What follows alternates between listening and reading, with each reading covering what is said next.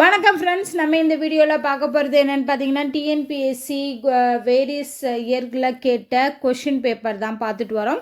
So அதில் உள்ள maths question பார்க்க போகிறோம். ஸோ இதுதான் வந்து அதில் கடைசி வீடியோன்னு வச்சுக்கலாம். ஏன்னா இந்த வீடியோவோட ஒரு 100 கொஷின்ஸ் வந்து நம்ம பார்த்துட்டோம்.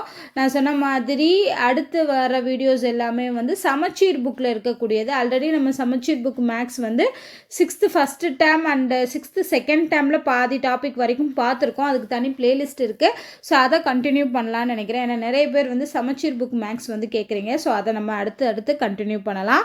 ஸோ இந்த 5 கொஷினோட வந்து இந்த சீரீஸை நம்ம கம்ப்ளீட் பண்ண போகிறோம். ஸோ ஃபஸ்ட் கொஷின் பாருங்கள். If cat is equal to ABC, அதாவது கேட் அப்படிங்கிறதுக்கு பதிலாக ஏபிசின்னு போட்டிருக்காங்க. ஓகேவா? ஸோ இதில் ஏதாவது லாஜிக் இருக்கான்னு பார்த்தீங்கன்னா லாஜிக்கே கிடையாது. சிக்கு ஏ போட்டிருக்காங்க, ஏக்கு பி போட்டிருக்காங்க, டீக்கு வந்து சி கொடுத்துருக்காங்க. அடுத்து டாகுக்கு பார்த்தோம் அப்படின்னா டிஇஎஃப், இதுவுமே எந்த ஒரு லாஜிக்குமே இல்லை. அப்படின்னா டேன் அப்படிங்கிறதுக்கும் டிவைடட் பை காட் அப்படிங்கிறதுக்கும் என்ன வரும் அப்படின்னு சொல்லியிருக்காங்க. நமக்கு இது எந்த ஒரு லாஜிக்குமே கிடைக்கல. ஏன்னா எந்த ஆர்டர் படி வச்சாலும் இந்த மாதிரி வராது. ஸோ அப்போ இவங்க கொடுத்துருக்கதை வச்சு நம்ம இதை ஃபில் பண்ணலாம். டீக்கு என்ன இருக்குன்னு பாருங்கள். டீக்கு பதிலாக சி, ஏக்கு பதிலாக பி, அடுத்து என்னங்கிற வேர்டே இல்லை. ஸோ அப்போ இது என்னன்னு தெரியாது. அடுத்து டிவைடட் பையில் சிக்கு பார்க்குறோம், சிக்கு பதிலாக ஏ இருக்குது.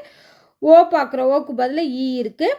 அண்டு டீ பார்க்குறோம், டீக்கு பதிலாக சி இருக்குது. இப்போ இந்த ஒரு லெட்டர் என்னன்னு தெரியாது. ஸோ இந்த ஆப்ஷனை வச்சு நீங்கள் பாருங்கள். கீழே நமக்கு என்ன வரணும்? ஏஇசின்னு வரணும். அப்படின்னா இந்த ஆப்ஷனும் மட்டும்தான் வரும். இது வராது. ஏன்னா நமக்கு கீழே வந்து அது ஈக்குவலாக வரல. ஸோ அதை கேன்சல் பண்ணியாச்சு. இப்போ இதில் பார்த்தோம்னா இந்த 5மே ரெண்டுலேயுமே ஈக்குவலாக இருக்குது. அந்த கடைசி இது மட்டும்தான் டிஃபர் ஆகுது. என்னென்னா ஒன்று ஏ வரலாம், இல்லாட்டி என் வரலாம். ஏ எப்படி வரும்? ஏ வரணுன்னா அங்கே என்ன இருந்திருக்கணும்? சி இருந்திருக்கணும். ஆனால் நமக்கு என்ன இருந்திருக்கு? என் இருந்திருக்கு. அப்போ ஏ வர்றதுக்கு சான்ஸ் கிடையாது. என்ன தான் வரும். ஸோ ஆன்சர் வந்து சிபிஎன் டிவைடட் பை ஏஇசி தான் கரெக்ட். ஸோ சில நேரம் இந்த மாதிரி லாஜிக்கே இல்லாமல் கூட நமக்கு அல்ஃபபெட் சீரீஸ் கேட்பாங்க. ஸோ அதை நம்ம இப்படி தான் சால்வ் பண்ணணும். ஸோ நெக்ஸ்ட் கொஷின் பார்க்கலாம். இது கொஞ்சம் வித்தியாசமான கொஷின்னு பாருங்கள். ஒரு நீச்சல் குளம் இருக்குது, ஸ்விம்மிங் பூல் இருக்குது. அதோட நீள அகலம் கொடுத்துருக்காங்க. ஒரு ஸ்விம்மிங் பூல் இருக்குது. ஓகேவா? ஸோ நான் ஸ்விம்மிங் பூல்னால் 2Dயில் வரைஞ்சிக்கிறேன். ஓகேவா? ஸோ இதில் வந்து இதோட அகலம் வந்து நீளம் வந்து 24 மீட்டரு, இது 15 மீட்டர். ஓகே, நீள அகலம். குறிப்பிட்ட எண்ணிக்கையிலான ஆண்கள் அந்த குளத்தில் குதிக்கும் போது, ஓகேவா? ஸோ ஒரு சில கவுண்டில் அந்த ஆண்கள் வந்து குதிக்கிறாங்க. அதாவது 10 பேராக இருக்கலாம், 15 பேராக இருக்கலாம். அது என்னன்னு தெரியாது, எத்தனை பேருன்னு தெரியாது. ஆனால் குதிச்சாங்கன்னா நீரோட உயரம் வந்து 1 சென்டிமீட்டர் உயருது. ஸோ இது வரைக்கும் தண்ணி இருந்துச்சுன்னா அந்த குறிப்பிட்ட ஆண்கள் குதிக்கும்போது என்ன ஆகுது? இதோட உயரம் வந்து 1 சென்டிமீட்டர் கூடுது. நீரின் உயரம் வந்து 1 சென்டிமீட்டர் உயருது. ஓகேவா? ஸோ மேலே வந்து 1 சென்டிமீட்டர் ஹைட்டு வந்து கூடுது. இப்போ ஒரு ஆண் சராசரியாக வெளியேற்றும் நீரோட அளவு வந்து 0.1 மீட்டர் க்யூப்.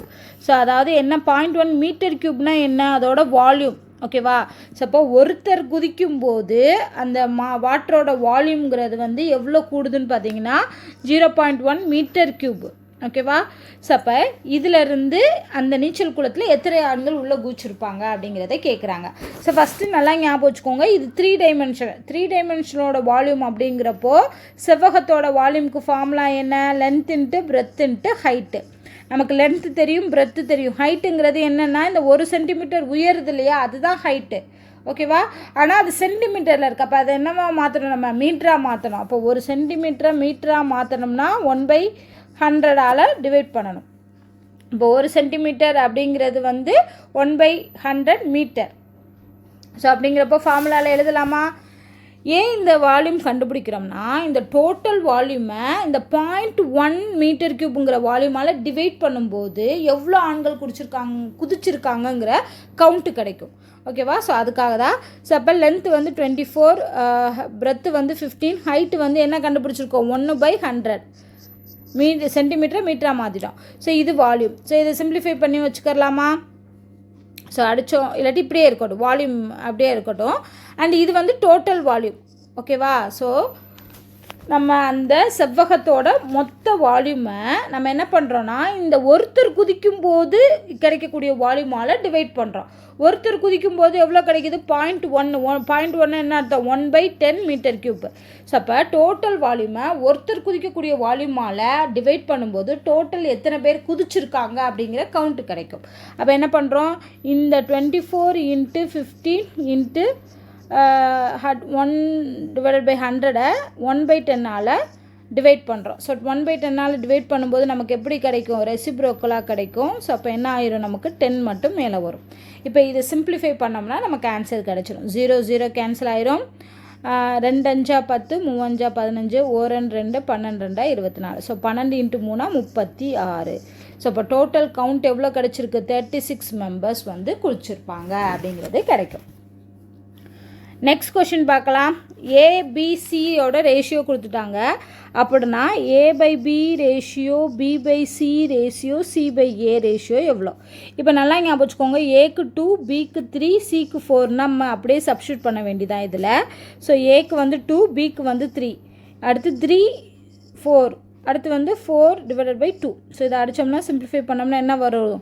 2/3 ரேஷியோ 3/4 ரேஷியோ 2ன்னு கிடைக்கும். ஓகேவா? ஸோ இப்போ இதுக்கு 3 and 4, அதாவது இது வந்து என்னவா இருக்குது? ஃப்ராக்ஷனில் கொடுத்துருக்காங்க. இதை நம்ம என்ன பண்ணணும்? ஹோல் நம்பராக மாற்றணும்னா கீழே இருக்க நம்பரை வந்து ரிமூவ் பண்ணணும். அதுக்கு எல்சிஎம் எடுக்கணும். ஸோ 3 and 4க்கு எல்சிஎம் எடுத்தோம்னா 12 கிடைக்கும். ஸோ அப்போ அந்த 12ஆல் என்ன பண்ணணும்? ஒவ்வொரு நம்பரையும் மல்டிப்ளை பண்ணணும்னா நமக்கு என்ன கிடச்சிரும்? ஹோல் நம்பர் கிடச்சிரும். அடிங்க 4 4 2s are 8 கிடைக்கும். அடுத்து அடித்தோம்னா 3 3 3s are 9 கிடைக்கும். இங்கே 12 2s are 24. ஸோ இதுதான் அந்த ரேஷியோ. 8 9 24ங்கிறது தான் ரேஷியோ. ஸோ 99 கொஷின் பாருங்கள். பி என்பவர் ஏ என்பவரை விட 20% அதிகமாக வேலை செய்கிறார். இது வந்து எஃபிஷியன்சி வச்சு கேட்டிருக்காங்க. அதாவது பி தான் அதிகமாக வேலை செய்கிறாங்க. அப்போ ஏ 100% வேலை பார்த்தா பி எவ்வளோ வேலை பார்க்கும்? 120% வேலை பார்க்கும். ஓகேவா? ஸோ அப்போ 100 புரியுதா உங்களுக்கு? பி என்பவர் ஏ என்பவரை விட 20% அதிகமாக வேலை செய்கிறார்.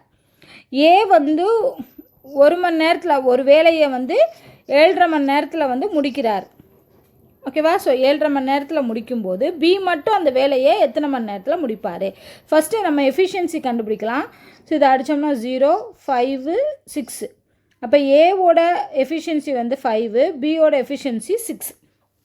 ஸோ இந்த மாதிரி கிடைக்கிது. இப்போ நம்ம என்ன பண்ண போகிறோன்னா இந்த 7.5 ஹவர்ஸ் அப்படிங்கிறத நம்ம ஃப்ராக்ஷனாக மாற்றுவோம். 7 2 14 14 + 1 15/2 மணி நேரம். ஓகேவா? இப்போ நம்ம என்ன கண்டுபிடிக்க போகிறோம்னா டோட்டல் ஒர்க்கு கண்டுபிடிக்க போகிறோம். ஸோ டோட்டல் ஒர்க்குக்கு ஃபார்முலா என்ன வரும்? Efficiency into time. ஸோ 5 × 15/2. அப்போ 15 5 75/2 75/2 போடும்போது 37.5 கிடைக்கும்.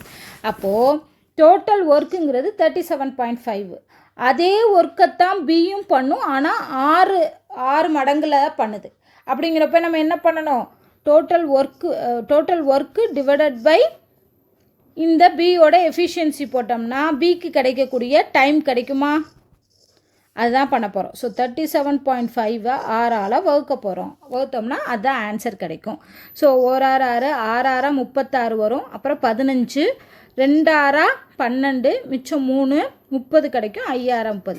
ஸோ 6.25 மணி நேரம், கிட்டத்தட்ட 6.5 மணி நேரம். ஓகேவா? 6.25 ஹவர்ஸ். ஸோ கிட்டத்தட்ட என்ன வருது? 6.25 ஹவருங்கிறப்போ 6:30. ஸோ அதுதான் வந்து 6.5 மணி நேரம் கொடுத்துருக்காங்க. ஓகே, ஸோ 6.25 ஹவர்ஸ் அப்படிங்கிறத வந்து நம்ம 6.5 மணி நேரம்னு எடுத்துக்கலாம். ஆனால் ஆப்ஷனில் வந்து 6 மணி நேரம் அப்படின்னு கொடுத்துருக்காங்க. ஆனால் இதுதான் ஆன்சர் வருது. ஸோ ஆப்ஷன் வந்து மேபி சேஞ்ச் ஆகிருக்கலாம். ஸோ ஆன்சர் வந்து 6.25 ஹவர்ஸ் வந்து வருது. இதை வேணால் 6.25 மணி நேரம்னு எடுத்துக்கரலாம். ஓகே, அடுத்த கொஷின், கடைசி கொஷின் பாருங்கள். கூட்டம் துவங்குவதற்கு 20 நிமிடம் முன்னமே சுனில் என்பவர் 8:50 மணிக்கு சென்றார். ஸோ அதாவது 8:50க்கு தான் போகணும்.